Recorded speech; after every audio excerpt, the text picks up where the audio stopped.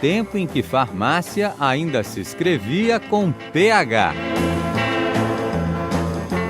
A indústria dava seus primeiros passos na popularização do automóvel e as bombas de gasolina eram assim, robustas, encorpadas. E o que dizer dessas peças de uma antiga estação de trem da década de 50, época em que a estrada de ferro começava a ceder lugar para a rodovia, matriz de transporte escolhida por JK. Estas peças sobreviveram ao tempo e só estão aqui porque existem pessoas que nutrem uma grande paixão por objetos antigos. Gente que contribui para a preservação da memória e guarda um acervo precioso, como o que está neste galpão. Pelo visto, o galpão de pouco mais de 400 metros quadrados acabou ficando mesmo pequeno para tanta coisa. São mais de 8.500 itens catalogados. A coleção começou com essa jardineira aqui, de 1929, que fazia a linha São Paulo-Sorocaba. Agora a gente vai conhecer um pouco mais da vida, desse colecionador, o dono dessas preciosidades. Uma coleção que ele começou há mais de 30 anos. Vamos lá? Bom, eu tô chegando lá, né? Difícil andar aqui, no meio de tanta coisa, a gente tem que ter um cuidado danado, para não esbarrar, não cair, não quebrar nada, né? Mas cheguei. Tá aqui. Tudo bom, Jefferson? Tudo bem, muito bem. Tudo prazer, jóia? É prazer recebê-los aqui. Prazer é todo nosso fazer essa visita aqui. E dá para ficar aqui uma semana contando a história desses objetos todos, né? Com certeza, né? Mas você começou com aquela jardineira lá há 30 anos, foi... Como é que você comprou ela? Uma jardineira de 29? Por que você resolveu começar a coleção? Mas foi paixão à primeira vista. Eu estava em São Paulo, havia um leilão de carros antigos e eu participei. E comecei com esse carrinho aí. Conhecer o acervo que Jefferson foi acumulando ao longo do tempo é como viajar na história do século XX e de suas invenções. Os carros são uma paixão especial do colecionador. Já são 29 ao todo. Esse aqui é um furgão 1934. O nome dele, a marca é Internacional. É um motor de 4 cilindros e ele servia para um carro de feira. As feiras dos anos 50 e 60 em Belo Horizonte colocavam, como até hoje, nos bairros.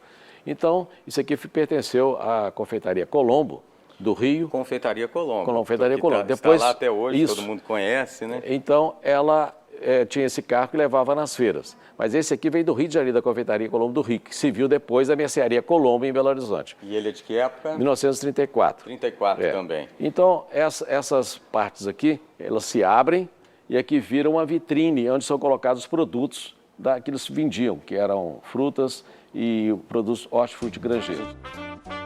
A cada detalhe, uma surpresa. Olhando mais de perto, descobrimos outras curiosidades. Isso aqui é quando nós chamamos bananinha. O que era? A seta de antigamente. Então, quando o carro fazia para a direita ou esquerda, se acionava no painel uma seta que levantava esse espaço aqui que mostrava a direção que o carro ia tomar. Para abrir a porta dele é difícil. Não, a porta dele... É uma porta de geladeira? A maçaneta, ela é toda restaurada. Essa era a buzina original? Era uma buzina também, não só original, era um acessório de época. E, na realidade, chamava os clientes para a feira. E é mesmo de encher os olhos. Dá até para imaginar como era a vida naqueles tempos.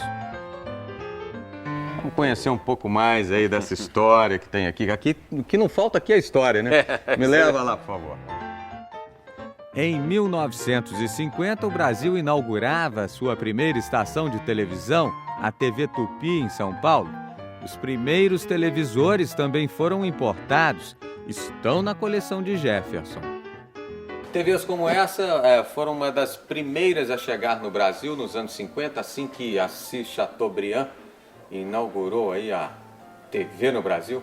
Sim, essa televisão foi a primeira televisão grande, maior, porque as outras eram pequenas, 16 polegadas, 17 polegadas, essa é de 20 polegadas. Nem existe mais 20 polegadas. É uma televisão de tubo, a válvula, leva mais ou menos de quase 3 minutos para aquecer e reproduzir a imagem. Na realidade, ele queria introduzir a televisão no Brasil. Então, o que ele fazia? Colocava nos postes das ruas da Avenida Nossa de Copacabana e transmitia os seriados que eram vindos dos Estados Unidos. Então, de 5h30 até às 7 horas, até às 19 horas, ele transmitia esses seriados lá na Avenida Nossa Senhora de Copacabana. E isso fazia com que as pessoas ficassem vendo lá as imagens da época. E resolveu dois problemas. O primeiro problema de transporte, porque naquele tempo os micro-ônibus levavam somente 20 passageiros. Então as mulheres iam na frente e os homens ficavam para ver o seriado, que era geralmente sobre Rockliner, quer dizer, filmes faroestes. E por isso que é cheio de barzinho na Avenida Nossa de Copacabana, que até hoje existem, em decorrência da época que o Assis Chateaubriand lançou a televisão no Brasil. Você tem também a primeira televisão ali fabricada no mundo? Como é que é isso? Foi o seguinte, o primeiro modelo de televisão. Ela não tinha sintonizador de canal, ela só pegava um canal que era a TV Tupi na época, né? Quando comprou a peça por R$500, Jefferson nem imaginava que esta também seria uma raridade. E depois o meu técnico falou, Jefferson, você tem uma preciosidade. É um dos primeiros modelos do mundo. Foram feitos 14 mil, a sua é 3.500 e pouco. Nossa exploração em busca de fragmentos da história continua. Chegamos à Segunda Guerra Mundial. E aí, o que temos aqui? Bem, esse veículo que encontra-se atrás é chamado de patinha. Por que patinha? Ele é um veículo menor, onde carregava em torno de 6 soldados, e na frente ficava o coronel, em pé, geralmente em desfile militar. Ele serviu a Segunda Guerra Mundial e está na fase final de restauração. Aqui na frente nós temos fardas, que esse aqui de mecânico da época da Segunda Guerra Mundial, esse aqui de um soldado, provavelmente um sargento. O mais significativo... Da Força Expedicionária Brasileira? Isso, da Força Expedicionária. Foi a Itália? Inclusive os botões ainda são da época. Quer dizer, eu acredito que essa peça, ela foi usada porque o punho dela, quer dizer, a parte da lapela, já está gasta. Bem, o mais significativo que nós temos aqui são os capacetes da Segunda Guerra Mundial. Pertence ao exército americano, inclusive vocês podem ver, deve ter sido tido partido pai da guerra, porque esse aqui deve ter sido ovacionado, ou então tido um canhão, uma bala de canhão. Uma granada. E esse aqui é alemão. E um detalhe importante, o tiro deu na cabeça e saiu do outro lado.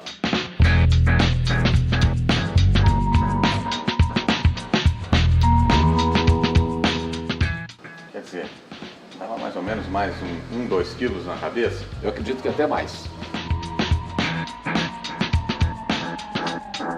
Esse está bem inteiro, né? Esse capacete também é original. Ele é camuflado e era colocado na selva. E americano, do exército americano. Também serviu a Segunda Guerra Mundial.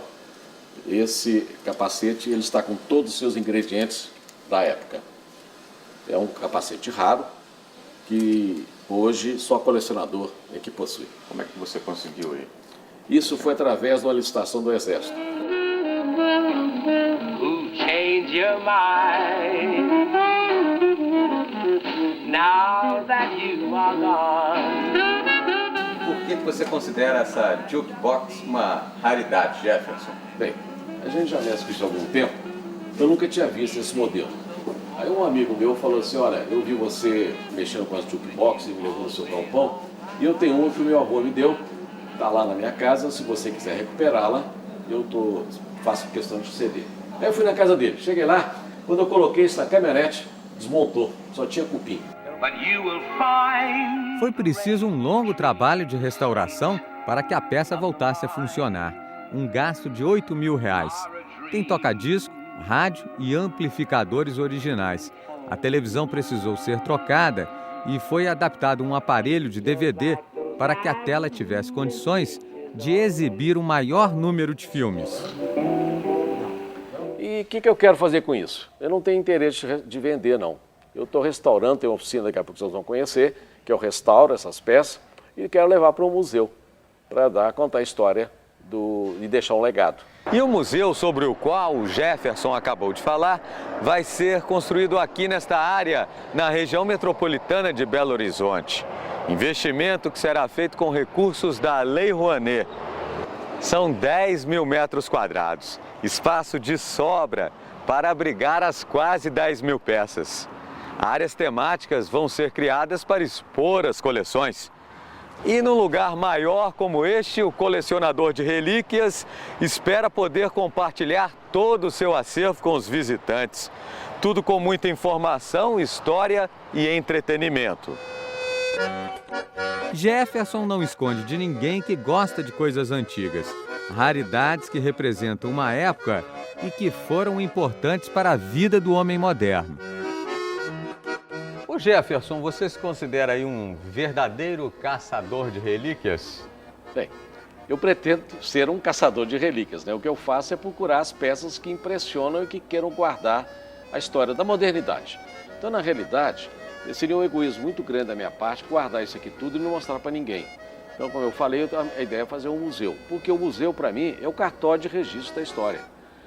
No próximo bloco, vamos garimpar muito na companhia dos caçadores de relíquias. E você que está em casa, não sai daí, que a nossa aventura na história continua.